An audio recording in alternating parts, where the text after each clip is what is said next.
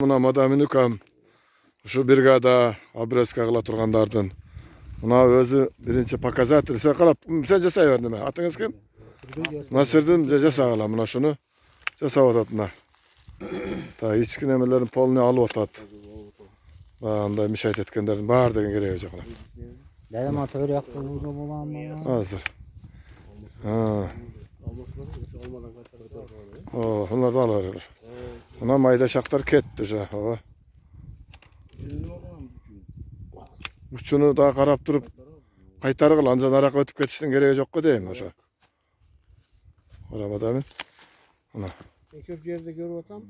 Oşondan alıp taştı ona. Yok alamadım. İkinci yarış yok böyle yaptı ama Türkiye bitti sentralli provodniyle kalıyor. Acaba beni ikinci yarışta alıp ketken mi nukam? Yok. Oo. O şu köp yerde görüp otam diyor otam. O şu Özbekistan'daki canı baklarda gördüm. O zaman. Kırmızı kasayı Ana. tane. Törtü acedet. Manem çıkarayım. O narkından alıp taştı ha şoş. Manem şu tagiden almasın. Ha. Bir pıtaktan albaysın. Bir pıtak çığa turan kıladan aldın mı? Merdan. Ha şunda. Anda şulardan nemeler narklardan koş. Sentralli provodni gözü yalnız kalsın. Oşo yerden nemeni belgiledi ana yerden anda iki pıtak kaldırıp koyalı. İki pıtak bir yaktan çığa turan. Merdan Ha. Özbekistik'e. Naraka getevet narcaka bir pıtak. Olası eğilse gerek ama memesi yok yerden alıp koyuyor. Ben gibi. Ama kayrılattı mı? Olmaz şapını. Katta kespe şu sen möten. Ederine.